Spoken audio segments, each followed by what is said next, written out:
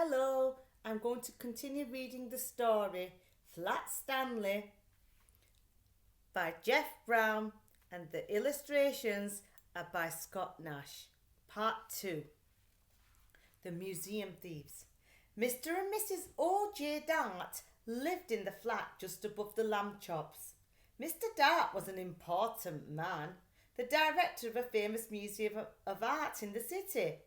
Stanley Lambchop had noticed in the lift that Mr. Dart, who was usually a cheerful man, had become quite gloomy. But he had no idea what the reason was. And then at breakfast one morning, he heard Mr. and Mrs. Lambchop talking about Mr. Dart.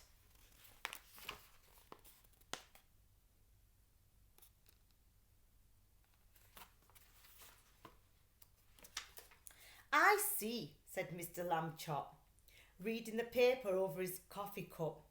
That still another painting has been stolen from the famous museum. It says that Mr. O.J. Dart, the director, is at his wit's end. Oh dear, are the police no help? Mrs. Lambchop asked. Seems not, said Mr. Lambchop. Listen to what the chief of police told the newspaper. We suspect a gang of sneak thieves. These are the worst kind. They work by sneakery, which makes them very difficult to catch. However, my men and I will keep trying. Meanwhile, I hope people will buy tickets for the policemen's ball and not park their car where sign says don't.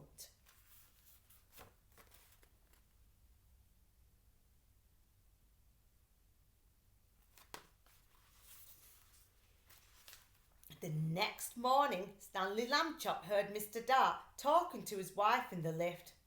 These sneak thieves work at night, Mr. Dart said. It is very hard for our guards to stay awake when they have been on duty all day. And the famous museum is so big we cannot guard every picture at the same time. I fear it is hopeless, hopeless, hopeless. Suddenly, as if an electric light bulb had lit up in the air above his head, giving out little shooting lines of excitement, Stanley Lambchop had an idea. He told it to Mr. Dart. Stanley, Mr. Dart said, if your mother will give permission, I will put you and your plan to work this very night. Mrs. Lambchop gave her permission, but you will have to take a long nap this afternoon, she said. I won't have you up till all hours unless you do. That evening, after a long nap, Stanley went with Mr. Dart to the famous museum. Mr. Dart took him into the main hall where the biggest and most important paintings were hung. He pointed to a huge painting that showed a bearded man wearing a floppy velvet hat, playing a violin for a lady who lay on a couch. There was a half-man, half-horse person standing behind them, and 3 fat children with wings were flying around above. That, Mr. Dart explained, was the most expensive painting in the world. There was an empty picture frame on the opposite wall. We shall hear more about that later on. Mr. Dart took Stanley into his office and said, It's time for you to put on a disguise. I had already thought of that, Stanley Lambchop said, and I brought one. My cowboy suit. Nobody will recognise me in a million years. No, Mr. Dart said. You will have to wear the disguise I have chosen.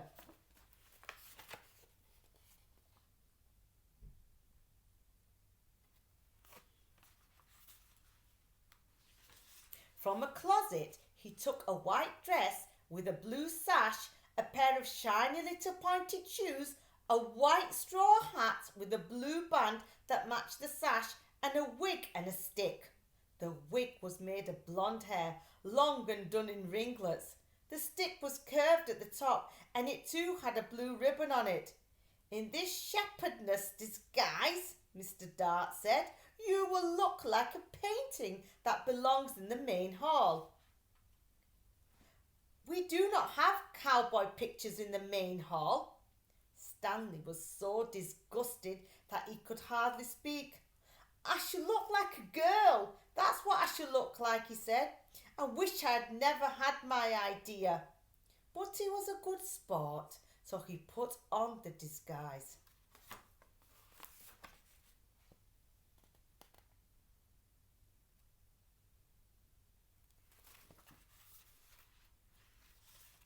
Back in the main hall, Mr. Dart helped Stanley climb up into the empty picture frame.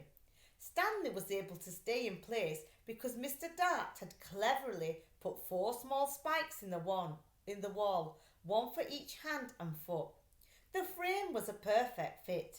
Against the wall, Stanley looked just like a picture, except for one thing, Mr. Dart said.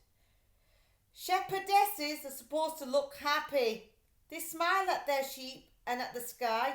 You look fierce, not happy, Stanley.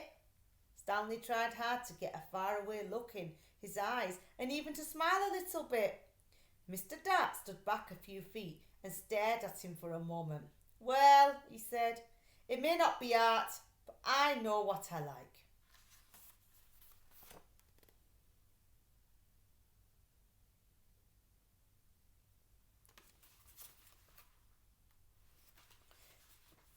He went off to make sure that certain parts of Stanley's plan were being taken care of, and Stanley was left alone.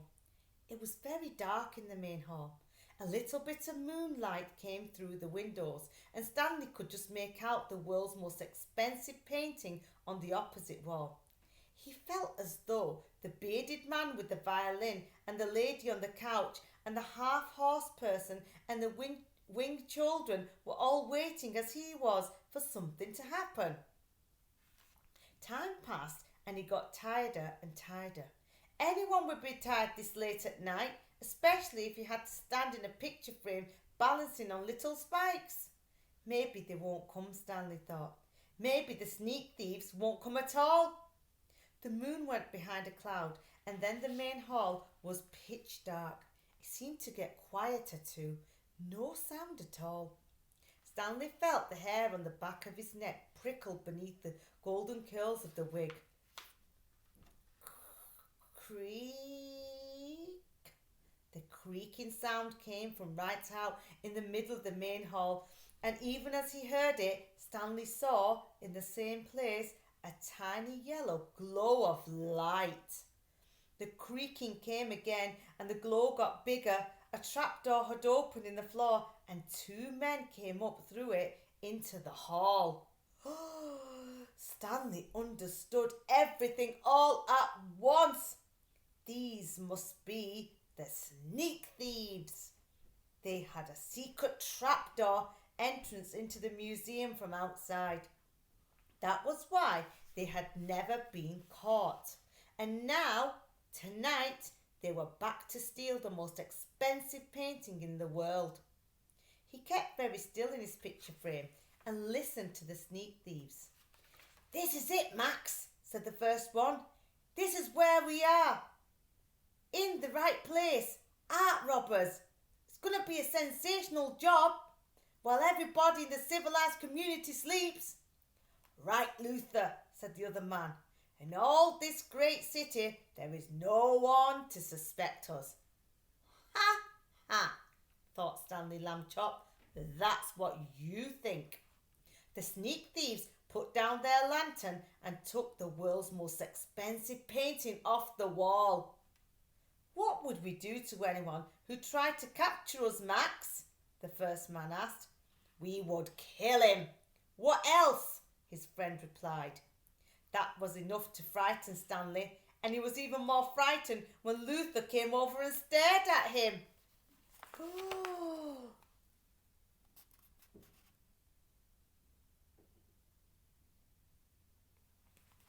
Take a moment to think about the story. What do you think is going to happen next? Are the thieves going to suspect Stanley is a person in the picture frame? Is Stanley scared? Or is Stanley brave?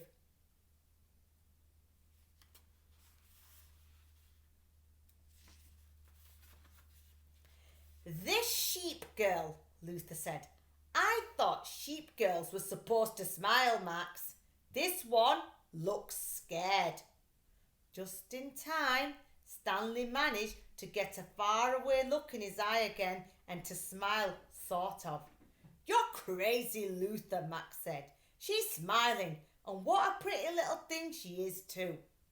That made Stanley furious. He waited until the sneak thieves had turned back to the world's most expensive painting, and then he shouted in his loudest, most terrifying voice, "Police! Police! Mr. Dart! The sneak thieves are here!" The sneak thieves looked at each other. "Max," said the first one, "I think I heard the sheep girl yell." "I think I did too," said Max. "Oh boy, yelling pictures. We both need a rest." "You'll get a rest, all right," shouted Mr. Dart, rushing in with the chief of police and lots of guards and policemen behind him. "You'll get arrested, that's what. Ha ha ha."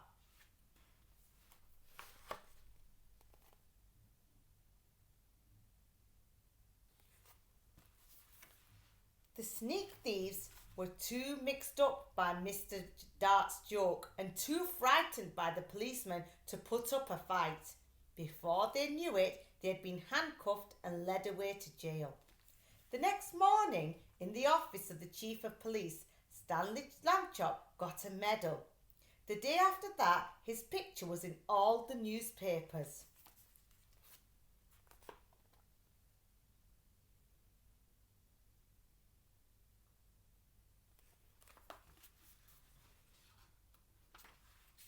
Arthur's good idea. For a while, Stanley Lambchop was a famous name. Everywhere that Stanley went, people stared and pointed at him. He could hear them whisper, "Over there, Harriet, over there. That must be Stanley Lambchop, the one who caught the sneak thieves," and things like that. But after a few weeks, the whispering and the staring stopped. People had other things to think about. Stanley did not mind being famous. It had been fun, but enough was enough. And then came a further change, and it was not a pleasant one. People began to laugh and make fun of him as he passed by. "Hello, Super Skinny," they would shout, and even ruder things about the way he looked. Stanley told his parents how he felt. "It's the other kids I mostly mind," he said. "They don't like me anymore because I'm different, flat." "Shame on them," Mrs. Lambchop said. "It is wrong to dislike people for their shapes, or their religion for that matter, or the colour of their skin." "I know," Stanley said, "only maybe it's impossible for everybody to like everybody." "Perhaps," said Mrs. Lambchop, "but they can try." Later that night, Arthur Lambchop was woken by the sound of crying. In the darkness, he crept across the room and knelt by Stanley's bed. "Are you okay?" he said. "Go away," Stanley said. "Don't be mad at me," Arthur said. "You're still mad because I let you get tangled that day you were in my kite, I guess." "Skip it, will you?" Stanley said. "I'm not mad. Go away." "Please, let's be friends." Arthur couldn't help crying a little too. "Oh, Stanley," he said, "please tell me what's wrong." Stanley waited for a long time before he spoke. "The thing is," he said, "I'm just not happy anymore. I'm tired of being flat. I want to be a proper shape again, like the other people. But I'll have to go on being flat forever. It makes me sick." "Oh, Stanley," Arthur said. He dried his tears on a corner of Stanley's sheet and could think of nothing more to say. "Don't talk about what I just said," Stanley told him. "I don't want the folks to worry. That would only make it worse." "You're brave," Arthur said. "You really are." He took hold of Stanley's hand. The two brothers sat together in the darkness being friends. They were both still sad, but each one felt a little better than he had before. And then suddenly, though he was not even trying to think, Arthur had an idea.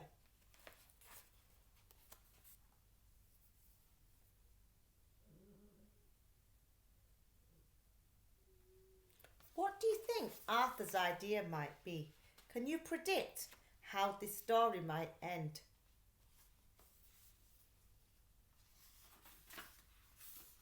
He jumped up and turned on the light and ran to the big storage box where toys and things were kept. He began to rummage in the box. Stanley sat up in bed to watch. Arthur flung aside a football and some lead soldiers and then aeroplane models and lots of wooden blocks, and then he said, "Aha!" He had found what he wanted, an old bicycle pump. He held it up and Stanley and he looked at each other. "Okay," Stanley said at last, "but take it easy." He put the end of the long pump hose into his mouth and clamped his lips tightly about so that no air could escape. "I'll go slowly," Arthur said. "If it hurts or anything, wiggle your hand at me."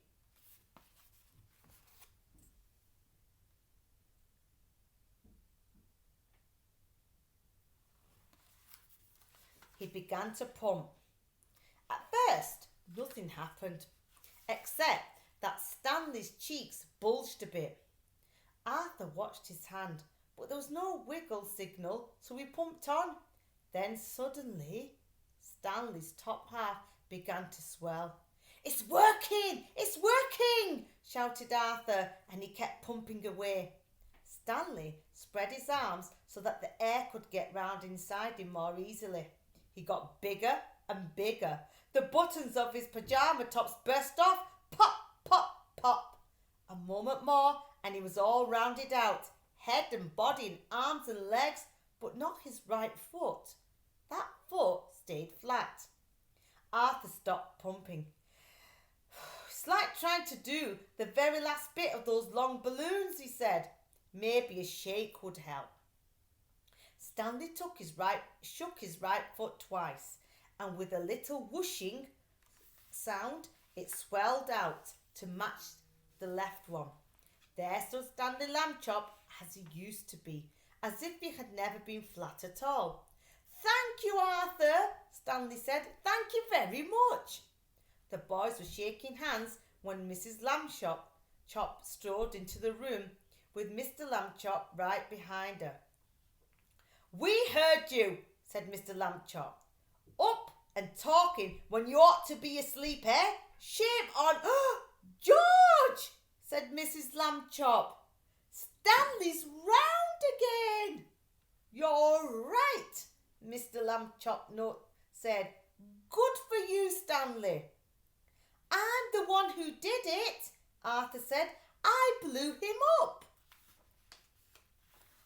Everyone was terribly excited and happy, of course. Mrs. Lambchop made hot chocolate to celebrate the occasion, and several toasts were drunk to Arthur for his cleverness. When the party was over, Mr. and Mrs. Lambchop took the boys back into their beds and kissed them, and then they turned out the light. "Good night," they said. "Good night," said Stanley and Arthur. It had been a long and tiring day. Very soon, all the Lambchops were asleep.